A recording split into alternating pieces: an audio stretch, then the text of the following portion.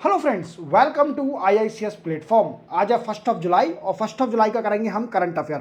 Lecture start करने से पहले चैनल को सब्सक्राइब और बेल आइकन प्रेस करना ना भूलें और वीडियो को पूरा देखें जिससे आपकी नॉलेज एक्सपांड होगी।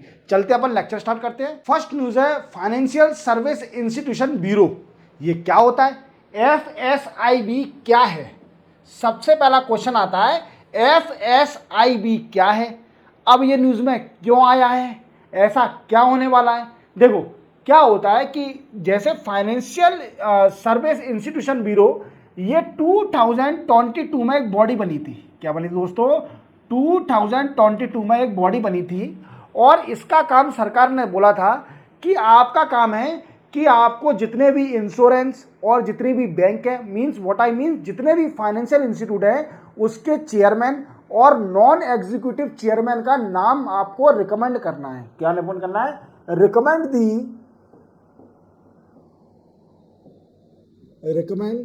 Name of chairman and non executive chairman of financial services institution। Clear. और आपको पता है कि फिर इसके बाद ये रिकमेंड तो कर देंगे नाम, देन आफ्टर किसके पास ऑथोरिटी है कि जो चेयरमैन अपॉइंट करेगा? तो दोस्तों वो है appointment committee of chair appointment committee of cabinet की अपॉइंटमेंट कमेटी फिर इसका फाइनल नाम कर देगी, डिसाइड कर देगी। पहले इनका काम है कि नाम डिसाइड करके अपॉइंटमेंट कमेटी ऑफ कैबिनेट को नाम रिकमेंड करना। ठीक है, दूसरा काम और जानिए। एक और इसका काम है मैनेजमेंट ऑफ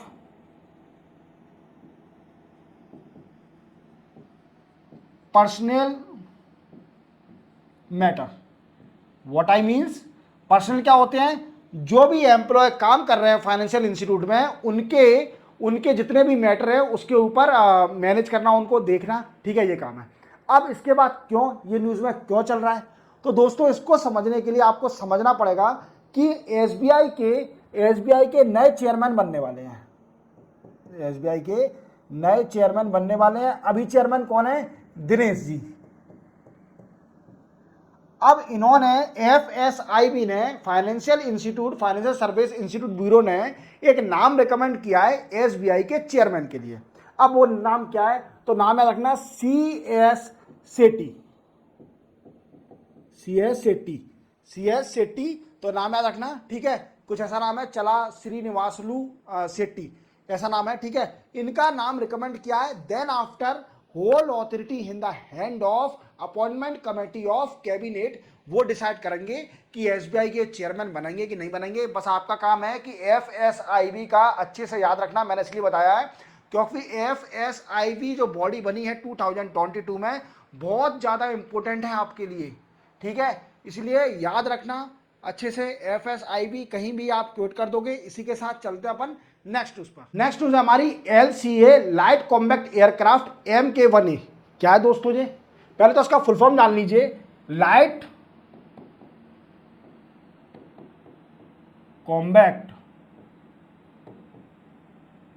एयरक्राफ्ट। क्या है दोस्तों? Light combat aircraft. ठीक है, अब ये क्या है? ये दोस्तों हमारा इंडिजीनियस तेजस है। इंडिजीनियस एयरक्राफ्ट तेजस है। क्या है तेजस? तेजस का न्यू वेरिएंट है। क्या है? जैसे कोरोना का वेरिएंट होता है वैसे ही तेजस एक न्यू वेरिएंट है, नया प्रोडक्ट है। किसका? तेजस का। और तेजस आप जानते हो तेजस कौन बना रहा है? तो हिंदुस्तान एरोनॉटिक लिमिटेड बना रही है और ये पूरा इंडिजीनियस है। इंडिजीनियस होता क्या है दोस्तों? इंडिजीनियस जिसमें एक एक पार्ट भारत का लगा हुआ है, इंडिया का हर पार्ट लगा हुआ है इसके अंदर, तो वो कहलाता है इंडिजीनियस। क्या कहलाता है दोस्तों? इंडिजीनियस कहलाता है। अब क्या हुआ है कि 2000 2021 में डिफेंस मिनिस्ट्री ने हल से मतलब हिंदुस्तान एरोनॉटिक लिमिटेड से एक डील साइन करी थी। कितने हजार की? 46,000 करोड़ की, to deliver 83 LCA MK1A।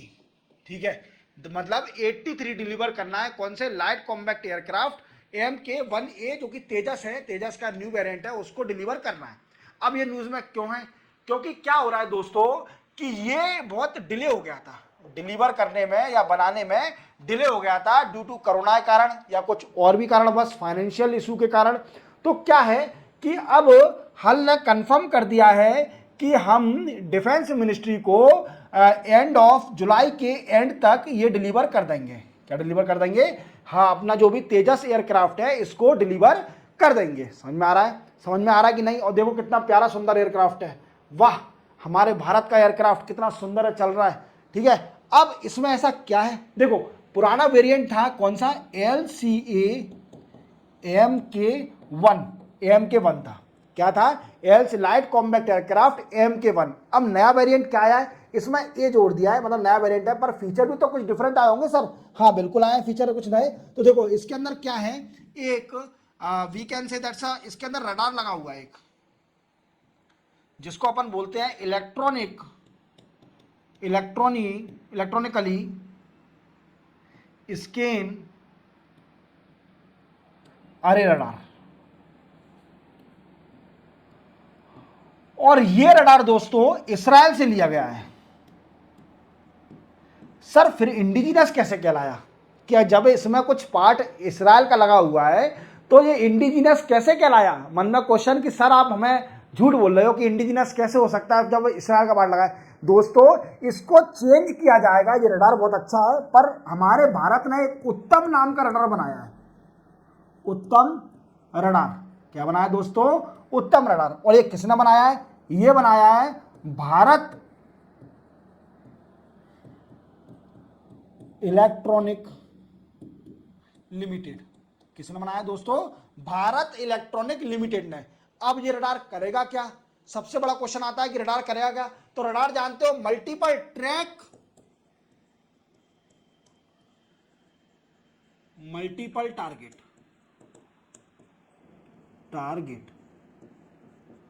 Multiple target को ट्रैक कर लेगा। रडार का काम क्या होता है कि अगर कोई भी एनिमी का कोई भी ऑब्जेक्ट है दूर है तो उसको डिटेक्ट करना या दैट्स उसको डिस्ट्रॉय करना, तो इसका ये काम होता है रडार का। रडार मतलब किसी भी हाइड आउट चीज को देखना, ये रडार का काम होता है। जानते हो आप, कुछ भी छुपा हुआ चीज है उसको रडार हाल स्कैन कर लेगा, उसको स्कैन करके डिस्ट्रॉय कर देगा। एनिमी का होगा तो मतलब बता देगा, इन्फॉर्म कर देगा। तो तेजस में ऑटोमेटिकली स्कैन अरे रडार लगा हुआ है, जो कि रिप्लेस किया जाएगा उत्तम रडार से। और उत्तम रडार किसने बनाया दोस्तों? उत्तम रडार बनाया भारत इलेक्ट्रॉनिक लिमिटेड ने। किसने बनाया है? भारत इलेक्ट्रॉनिक लिमिटेड ने इसको बनाया है। और ये मल्टीपल टारगेट को ट्रैक कर लेगा। उत्तम जो रडार बनना है ये मल्टीपल टारगेट को ट्रैक कर लेगा। जो कोई भी एनिमी का ऑब्जेक्ट आता है कोई भी डिफरेंट स्काई में या कहीं भी, तो एयर टू एयर, ठीक है, आप जानते हो, अच्छी तरह फाइट लड़ेगा, फिर अपना तेजस हो जाएगा, इंडिजिनस हो जाएगा। तो आप समझ गए होंगे कि अब इंडिया को नया वेरिएंट ऑफ तेजस मिलने वाला है। अब क्या है इससे बेनिफिट क्या होगा? देखो आपको मालूम है कि डिफेंस के ज़्यादातर प्रोडक्ट हम इंपोर्ट करते हैं फ्रॉम दी USA और दी रशिया। ठीक है, यहाँ से इंपोर्ट करते हैं अपन, इसराइल से भी कुछ डिफेंस प्रोडक्ट लेते हैं। अगर हमारे इंडिया में मेक इन इंडिया, तो आपने सुना होगा कि मेक इन इंडिया के जरिए अगर डिफेंस इंडस्ट्री हमारे इंडिया में अगर अच्छा कोई भी डिफेंस प्रोडक्ट सब अच्छे बनते हैं तो हम एक्सपोर्ट करेंगे। फिर इसके बाद डिफेंस प्रोडक्ट और हमारी अच्छी कमाई होगी। फिर हमारा जो करंट अकाउंट डिफिसिट है, कैपिटल अकाउंट डिफिसिट है, वो सब कम हो जाएगा। मीन्स हमें ट्रेड सरप्लस मिलेगा, हम पे फॉरेन रिजर्व अच्छा होगा। तो फ्यूचर प्लानिंग है, ठीक है, इंडिजिनस प्रोडक्ट। इसके साथ चलते हैं अपन नेक्स्ट न्यूज पर। और एक और बात, ये दोनों न्यूज संडे की न्यूज थी, एक बात ध्यान रखना, संडे के पेपर में ये न्यूज दी गई थी, तो मैंने संडे की न्यूज भी आपको कवर करी है। ठीक है, चलते हैं अपन नेक्स्ट न्यूज पर। नेक्स्ट न्यूज है हमारी दोस्तों पाकिस्तान और अफगानिस्तान के ऊपर। अब देखो, आपने देखा होगा जब अफगानिस्तान और पाकिस्तान का क्रिकेट होता है तो उस स्टेडियम में जरूर लड़ाई होनी है पाकिस्तान और अफगानिस्तान के बीच। इसका क्या रीजन है? पाकिस्तान और अफगानिस्तान एक दूसरे को लाइक क्यों नहीं करते हैं? उनमें ऐसी क्या दुश्मनी है? तो आप मैप में देख पा रहे होंगे कि पाकिस्तान और अफगानिस्तान का बॉर्डर एरिया लगा हुआ है। कितना बॉर्डर एरिया है? Border area. अब ये बॉर्डर एरिया पर कई सारे मिलिटेंट रहते हैं। क्या रहते हैं दोस्तों? मिलिटेंट रहते हैं जो कि टेररिस्ट एक्टिविटी करते हैं इन अफगानिस्तान और इन पाकिस्तान। क्या करते हैं? जैसे पाकिस्तान के मिलिटेंट है तो वो अफगानिस्तान में टेररिस्ट एक्टिविटी करेंगे, और अफगानिस्तान के मिलिटेंट हैं वो करेंगे कहां पर? पाकिस्तान में टेररिस्ट एक्टिविटी। मींस कुछ भी कैजुअलिटी करते हैं। पर आप देखिए ये दोनों कंट्री एक दूसरे के ऊपर ब्लेम करती रहती हैं। पाकिस्तान ब्लेम करेगी अफगानिस्तान के ऊपर कि अफगानिस्तान अपने बॉर्डर एरिया से इन्फिल्ट्रेशन करता है मिलिटेंट का। मींस मिलिटेंट लोग पाकिस्तान बॉर्डर पर घुस जाते हैं, पाकिस्तान टेरिटरी में, और वहां पर टेररिस्ट एक्टिविटी करते हैं। और इसी बात का अफगानिस्तान पाकिस्तान के ऊपर ब्लेम करती है कि पाकिस्तान के मिलिटेंट अफगानिस्तान कंट्री के अंदर घुस जाते हैं और टेररिस्ट एक्टिविटी करते हैं वो उसमें अफगानिस्तान के अंदर। तो ये दोनों कंट्री एक दूसरे के ऊपर ब्लेम करती रहती है। अब इसी के साथ क्या हुआ कि पाकिस्तान के डिफेंस मिनिस्टर हैं, कौन है दोस्तों? Defence minister. इनका नाम क्या है? इनका नाम है ख्वाजा आसिफ। क्या नाम है दोस्तों? ख्वाजा आसिफ। इनका एक इंटरव्यू चल रहा था, मींस मीडिया पर्सन में इनका एक इंटरव्यू चल रहा था। तो इनसे अफगानिस्तान के ऊपर पूछा गया कि आप थोड़ा बताइए जो अफगानिस्तान और पाकिस्तान के बॉर्डर पर जो मिलिटेंट रह रहे हैं और पाकिस्तान में जो टेररिस्ट एक्टिविटी होती है उसके बारे में कुछ बोलिए। तो पाकिस्तान ने इतनी अच्छी बात बोली है, कुछ बातें तो मतलब इतनी झूठी हैं कि उनका विश्वास आप कर ही नहीं सकते, क्योंकि पाकिस्तान खुद भूखमरी से मर रही है। पाकिस्तान ऐसा कैसे बोल सकता है? सबसे पहले बोला गया उन्होंने कि पाकिस्तान और अफगानिस्तान के बॉर्डर पे कई सारा मिलिटेंट है पाकिस्तान के अफगानिस्तान के बॉर्डर पे, जो कि पाकिस्तान में टेररिस्ट एक्टिविटी करता है। समझ रहे हैं मेरी बात को? मैं क्या कह रहा हूं कि पाकिस्तान ने ब्लेम किया है अफगानिस्तान के ऊपर कि अफगानिस्तान में के बॉर्डर पर, जो पाकिस्तान से बॉर्डर लगा हुआ है, वहां पर कई सारे अफगानिस्तान टेरिटरी में मिलिटेंट रहते हैं, टेररिस्ट रहते हैं, जो कि टेररिस्ट एक्टिविटी करते हैं पाकिस्तान के अंदर by infiltration into the Pakistan territory में घुसकर। अब इसी के साथ क्या हुआ कि इन्होंने ठीक है ये बोल तो दिया। अब इन्होंने बोला कि ठीक है भैया, अब इन्होंने रिक्वेस्ट भी करी है। इन्होंने इंटरव्यू में ये भी बोला कि मैंने जो तालिबान लीड गवर्नमेंट चल रही है अफगानिस्तान के अंदर, उनसे रिक्वेस्ट भी करी थी कि जो पाकिस्तान अफगानिस्तान के बॉर्डर पर मिलिटेंट रह रहे हैं इनको हटा दिया जाए, जिससे पाकिस्तान में पीसफुल हो सके। पाकिस्तान क्या हो सके? पीसफुल हो सके। पाकिस्तान पीसफुल हो सकता है कभी? चलो छोड़ो ये बात। फिर इन्होंने बोला क्या बोला कि पाकिस्तान ने एक बार अफगानिस्तान को 10 बिलियन डॉलर देने का बोला था कि हम आपको 10 बिलियन डॉलर फंड देंगे अगर आप जो पाकिस्तान और अफगानिस्तान के बॉर्डर पर मिलिटेंट रह रहे हैं उनको शिफ्ट कर दें वेस्टर्न एरिया, मतलब वेस्टर्न एरिया ऑफ अफगानिस्तान में। अब देखो भाई साहब, पहले तो आप खुद भीख मांग रहे हो, पहले तो इतना झूठ बोल रहे हो आप कि इतना झूठ, मतलब एक मीडिया वाला भी शर्मा गया होगा जो भी इंटरव्यू आपका ले रहा होगा। 10 बिलियन डॉलर आप जानो आपके लिए कितनी बड़ी वैल्यू है? आप 10 बिलियन डॉलर प्रपोज कर सकते हो देने के लिए अफगानिस्तान को? अफगानिस्तान तो पहले तो तुम झूठ बोलते हो, तो आप पता था कि अफगानिस्तान लेगी ही नहीं, और हम झूठा बूठा प्रपोज कर देते हैं फिर बाद में मना कर देंगे। इनका काम ये है। तो ये खुद भीख मांग रहे हैं, इनकी हालत बहुत खराब है, और जो दूसरों को देंगे 10 बिलियन डॉलर। ठीक है, अब इन्होंने बोला एक और बात, हमने एक ऑपरेशन चलाया था। इस ऑपरेशन का नाम याद रखना दोस्तों, ऑपरेशन जरूरी है। ऑपरेशन का नाम है आजम इस्तेखाम, आजम इस्तेखाम, थोड़ा ऐसा ही कुछ नाम है। आजम इस्तेखाम नाम से एक ऑपरेशन चलाया था जिसका मेन मोटिव था to control militant across Pakistan Afghanistan border. कहां पर दोस्तों? पाकिस्तान अफगानिस्तान बॉर्डर पर जो मिलिटेंट रह रहे हैं उनको कंट्रोल करना इसका मेन मोटिव था ऑपरेशन का, आजमी इस्तेकाम का। समझ में आ गया क्या? पाकिस्तान और अफगानिस्तान के ऊपर, ये झूठे हैं। पाकिस्तान 1 नंबर के $10 बिलियन का बोला है कि हमने प्रपोज कर दिया था $10 बिलियन देंगे अफगानिस्तान को, पर वो मिलिटेंट पर कंट्रोल कर ले, तो ये 1 नंबर के झूठे हैं, इनका विश्वास ना करें। इसी के साथ चलते हैं अपन नेक्स्ट न्यूज पर। नेक्स्ट न्यूज है हमारी conservation of Indian great bustard. Great Indian bustard, देखो आप जानते हो ग्रेट इंडियन बस्टर्ड है, ठीक है, ये रही, और ये लेसर फ्लोरिकन, याद रखना ये क्या है, critical endangered, critical endangered species है। क्या है दोस्तों, क्रिटिकल एंडेंजर स्पीसीज है। अरे सर आप ये तो बता दीजिए क्रिटिकल एंडेंजर स्पीसीज होता क्या है, ये पहले समझाइए। तो पहले इसको समझने से पहले अपन क्रिटिकल एंडेंजर स्पीसीज के बारे में थोड़ा जान लेते हैं। देखो आप जानते हो कि एक इंटरनेशनल ऑर्गेनाइजेशन है IUCN, क्या नाम है दोस्तों, IUCN, जिसका फुल फॉर्म है इंटरनेशनल यूनियन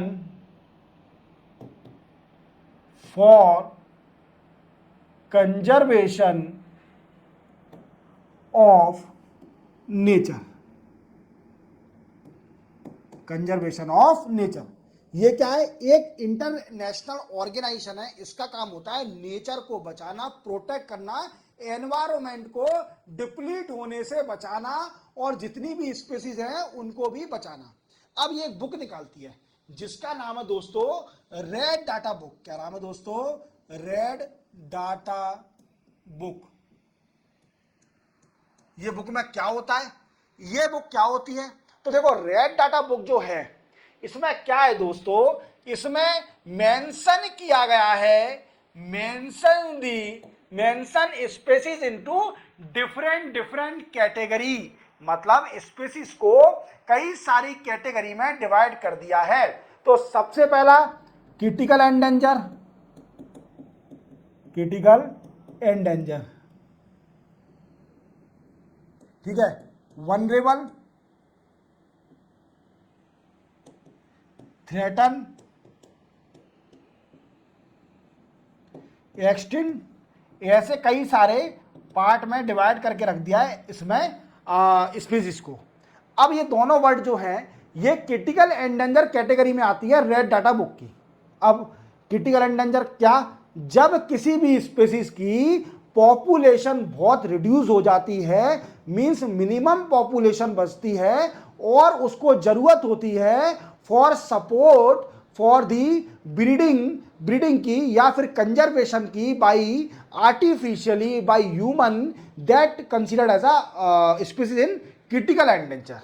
वो स्पीसीज किसे मानी जाएगी, क्रिटिकल एंडेंजर में मानी जाएगी, उसको क्रिटिकल एंडेंजर में डाल दिया जाएगा। समझ में आ गया, समझ में आ गया। अब इतना समझ में आ गया। अब सरकार ने क्या किया है दोस्तों, तो सरकार ने क्या किया कि 56 करोड़ रुपीस सैंक्शन कर दिया। किसने सैंक्शन कर दिया, मिनिस्ट्री ऑफ एनवायरमेंट ने 56 करोड़ रुपीस सैंक्शन कर दिया है फॉर कंजर्वेशन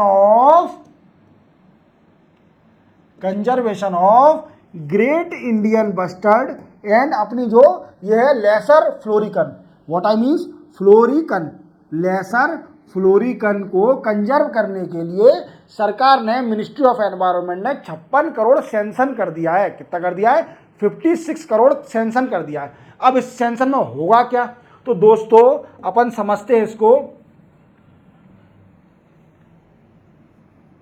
देखो सबसे पहला इसमें 56 करोड़ में क्या करा जाएगा, हैबिटेट डेवलपमेंट। सर ये होता क्या है, ये तो बताइए। हैबिटेट डेवलपमेंट, देखो आप अपने घर में रहते हो, आपको मालूम है आपका ग्रो, जिसको अपन ग्रो अपन बड़े मतलब बड़े होते हैं, पलते हैं, तो वो होता है हमारा घर। हमारा घर, ऐसे ही हर स्पीसीज का एक घर होता है, तो उनका घर को डेवलप करना, हैबिटेट डेवलपमेंट। जैसे सरकार आपका इंदिरा गांधी आवास योजना बना रही है जिससे गरीब लोगों को मकान मिल सके, उनको ऐसे ही इन लोगों के लिए भी हैबिटेट एरिया को डेवलप करना पड़ेगा, जिससे कि इनका भी ग्रोथ हो, इनकी पॉपुलेशन भी ग्रोथ हो। समझ में आ रहा हो, हैबिटेट डेवलपमेंट। दूसरा है इन सितु डेवलपमेंट। सर आप तो नई नई टर्मिनोलॉजी लाते हो। इन सितु डेवलपमेंट होता क्या है, देखो नेशनल पार्क जानते हो, वाइल्ड लाइफ सेंचुरी जानते हो, क्या होता है कि वहाँ पर कंजर्वेशन प्रोटेक्शन देना उनके खुद के घर में, मतलब किसी के अपन खुद के घर में जाके उसको सजेशन दे रहे हैं। समझिए आप मेरी बात को, मैं एक एग्जाम्पल, लाइव एग्जाम्पल के थ्रू समझा रहा हूँ कि किसी बच्चे के यहाँ पर एक एग्जाम्पल ले लीजिए, कोई बच्चा बड़ा ही कमजोर है पढ़ने में, क्या है दोस्तों, बड़ा ही कमजोर है पढ़ने में और उसको चाहिए होम ट्यूशन। तो कोई पर्सन उसके घर जाएगा, उसको पढ़ाएगा घर पर जाके, तो वो होशियार हो जाएगा, ठीक है, वो होशियार हो गया। एक होता है कि वो बच्चा बाहर जाएगा कहीं कोचिंग पर, उसको बाहर बुलाया जाएगा और उसको एक्टिव किया जाएगा, उसको सजेशन दिए जाएंगे, दैट इज कॉल्ड एक्स सितु। क्या है ये, एक्स सितु। तो अब आप समझ पा रहे होंगे मैं कहना क्या चाह रहा हूं।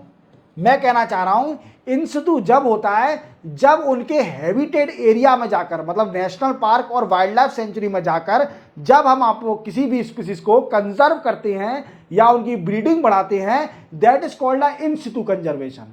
और एक्स सितु कंजर्वेशन क्या होता है, जब हम उस स्पीसीज को कहीं ले जाकर और उसकी ब्रीडिंग बढ़ाते हैं, उसकी देखभाल करते हैं, देन आफ्टर जंगल में छोड़ देते हैं, that is called ex situ. तो एक्स सितु के एग्जांपल क्या है, zoo, zoo botanical garden of, botanical garden India, India के बॉटनिकल गार्डन है, और conservation centre, conservation centre, these are ex situ conservation. तो उनको जो भी उनके हैबिटेट एरिया होंगे, इन सितु कंजर्वेशन देंगे अपन उनको कि जहां पर वो रह रहे हैं वहीं पर उनको सलाह दे दी जाएगी। समझ में आ गया आपको, क्लियर होगा। देन आफ्टर क्या करा जाएगा, रिलीजिंग कैप्टिव ब्रीडिंग स्पीसीज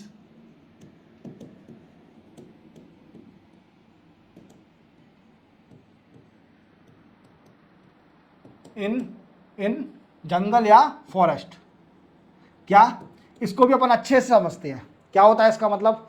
देखो, आपको एक अधमरा तो नहीं कह सकते अपन, एक बहुत ही बुरी कंडीशन में जख्मी आपको शेर का बच्चा मिला।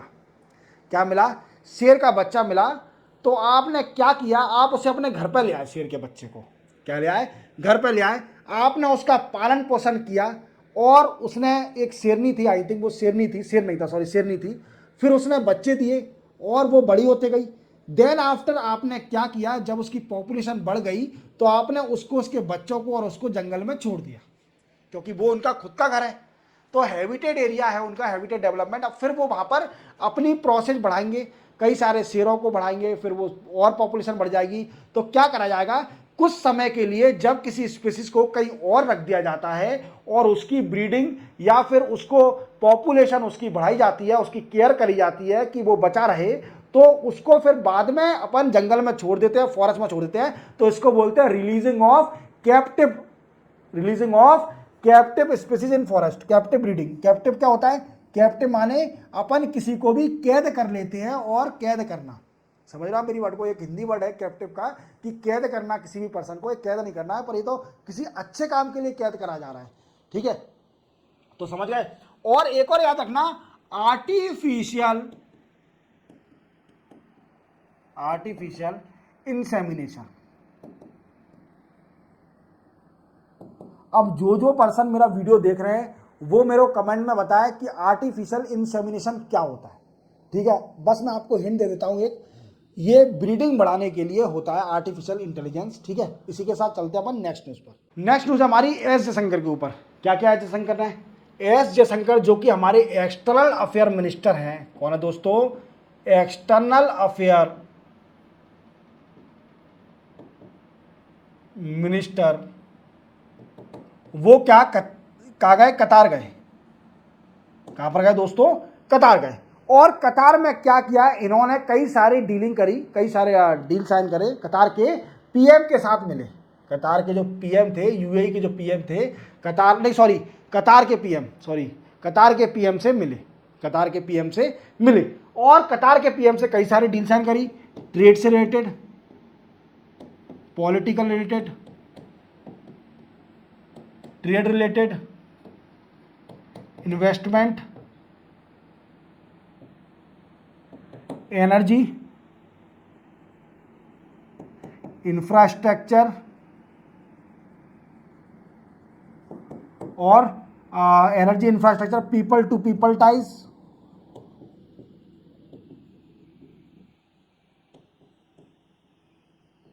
समझ में आ गया। ये डील इन्होंने साइन करी, इतना याद रखना, ज्यादा कुछ नहीं है, ठीक है, ये तो कॉमन ही है, पर मैंने आपको कवर करा दिया है, ठीक है। चलते अपन नेक्स्ट न्यूज पर। नेक्स्ट न्यूज हमारे पीएम मोदी के साहब। पीएम मोदी साहब क्या करने जा रहे हैं, देखो पीएम मोदी साहब 8 टू 9 जुलाई को रशिया जाएंगे। कहाँ जाएंगे दोस्तों, रशिया जाएंगे और मीटिंग करेंगे किसके साथ, मीटिंग विथ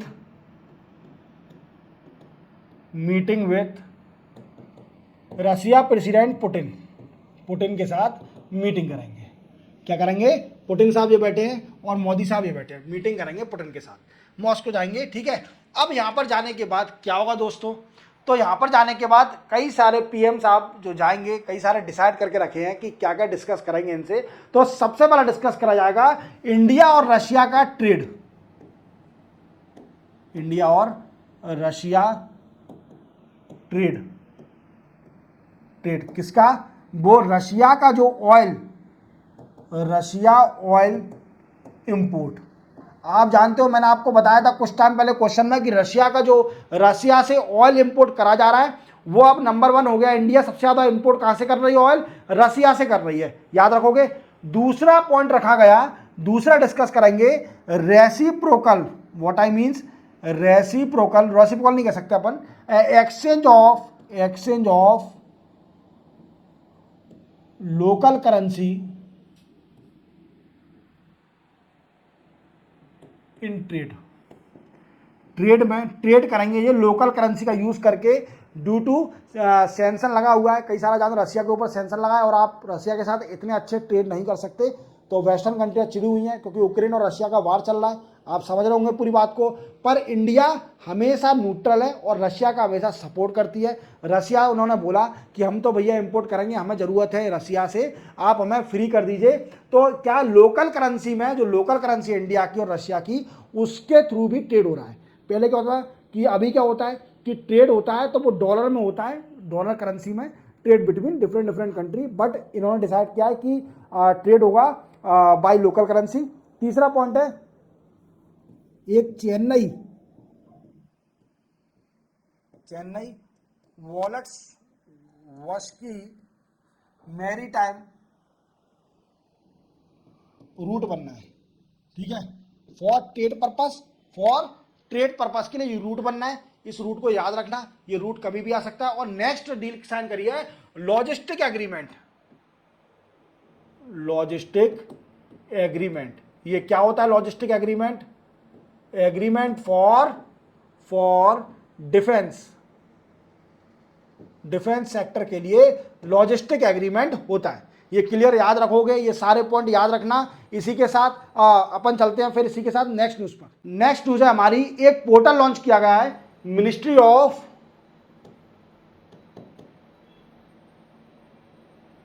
स्टैटिक्स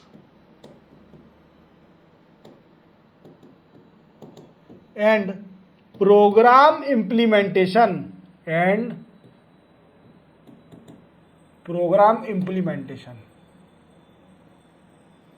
पोर्टल का नाम क्या है दोस्तों, पोर्टल का नाम है ई सांख्यिकी पोर्टल है।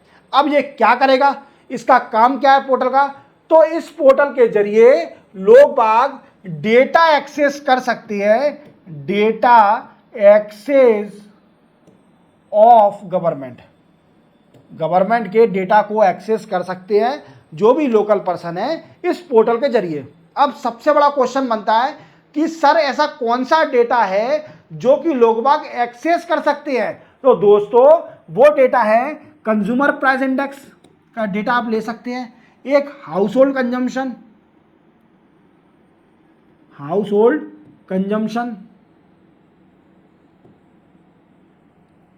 Next labour force participation survey, then after क्या है, इंडेक्स ऑफ इंडस्ट्रियल प्रोडक्शन,